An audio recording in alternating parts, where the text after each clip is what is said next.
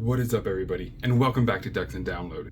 Darth Chaco and then Element 7 were able to expound upon this idea from their TikTok. So make sure to go check them out, guys. Totally awesome content. But they were talking about how new Kyber crystal veins will form on different planets, and how will these Kyber crystal veins be affected by the new Jedi Order, with Rey's Jedi, with the New World, the New Republic. How will these Kyber crystals really affect the galaxy at large in the new Jedi era? After the explosion of Death Star 1, Death Star 2, and Starkiller Base, we have Kyber crystals being scattered into the ether, just thrown into space. But, not to mention the complete and utter just poundage, massive Kyber crystal haul that would be the red Kyber crystals from Exegol. Well, with all these things existing, what are they really going to do? And how are they going to impact the villains? And not only the villains, but the Jedi. I can't wait to get into this with the video, guys, but before we get too much deeper in, make sure to like and subscribe for far more fun theories and great content. To start off, let's go with the Republic. If the Jedi no longer hold a monopoly on Kyber crystals, this could really further the advancement of Kyber technology in the galaxy as a whole, with Republic scientists getting their hands on it. Not only that, but that would increase weaponry. And that's where I'm going to get into a bit more things about the villains, but for right now we'll look at the Republic. The Republic could still also have their chance to turn the Kyber crystals into weapons, into shielding, and learning more about Kyberite. Things with the ability to block the Force, or to harness the Force through them to the Kyber crystal. We've seen Darth Vader wield a Kyberite shield, and it was able to hold up against a lot of power as he tried to use it in his fight against Darth Sidious. But this Kyberite, if it falls into the hand of the Republic, could make the Republic feel like they have an advantage over the Jedi, and this could give the Jedi a two-prong war, kind of forcing them into a much more reserved Shaolin Buddhist style, living far outside of the Republic on their own, taking up more of the outer and mid-rim probably. This would also greatly impact the Jedi's importance. I really honestly though feel like the Republic would happily give the Kyber back to the Jedi. They know of the long-standing traditions. Now things have been kind of muddied due to the fact there haven't been Jedi in at least 30-something years. But the Republic will remember. Its chancellors, its leaders, the Senate, they will remember the Jedi. There are definitely people around that remember those old times and will happily vote to return the Kyber halls to the Jedi temples, and to probably help the Jedi. I could greatly, of course, see Rey being aided by the New Republic in her ability to send out her Padawans in order to find these new Kyber crystals. And that's, of course, where they come in. In complete agreement with Darth Chaco and Element 7, I have to say I could definitely see Rey sending her new Padawans on so much of a pilgrimage to go find their own crystal, to let the Force guide them to one of these new veins that are forming. As these Kyber crystals were spread into the galaxy, they're going to continue to grow, as they are somewhat a living organic mineral. They're going to create more veins, and over time, the Great Jedi Order will still find new planets probably that are completely coated in Kyber.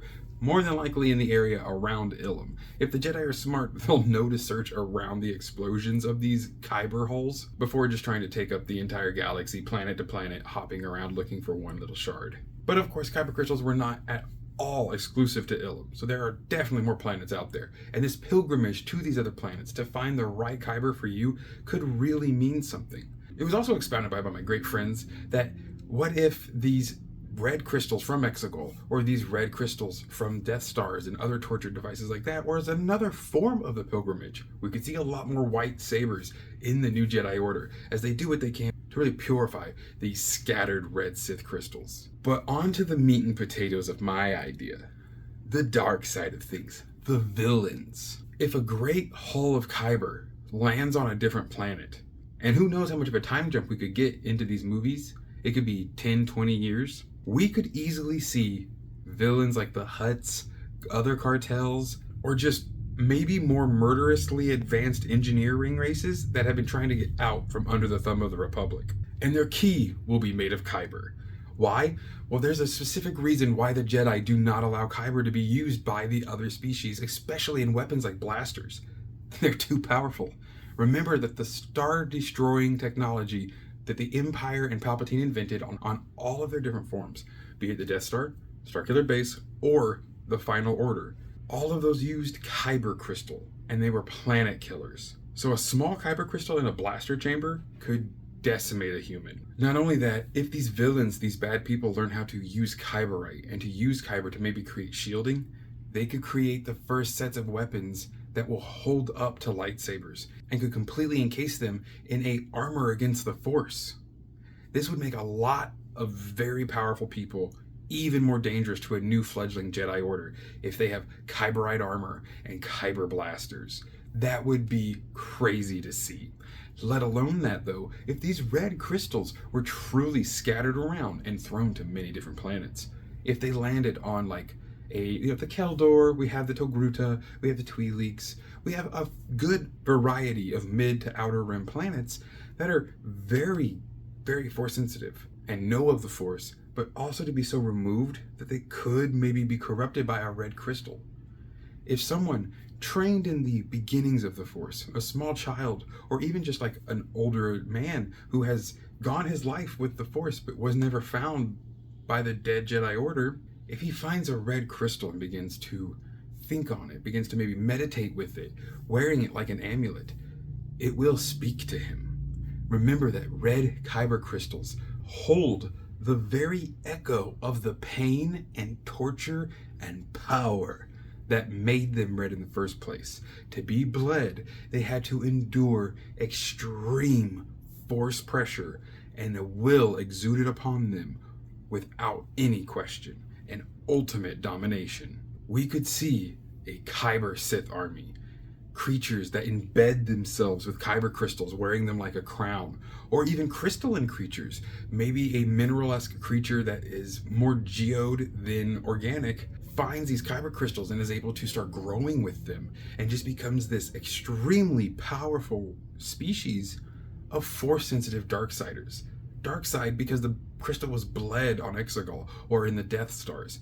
And of course Force sensitive because Kyber is a conduit for the Force. We could see maybe the Sith cultists trying to retake all of the red crystals, or we could see the Ascendancy or just some other random Sith or Darksider cult just nabbing up all these red Kyber crystals, turning them into the ultimate power, harnessing the dark side through these tortured crystals. This could lead to the new Sith Order, this could lead to a new great dark side, a new sect that we've never known of before, that maybe worships Kyber and uses it way more intuitively than even a Jedi could. And again, if they start getting Kyberite armor and start developing veins, allowing the red crystal to grow, would it grow red? Would it grow in a natural form? I don't know. Would the Kyberite be different? Wouldn't that be amazing to see? Is dark side Kyberite different?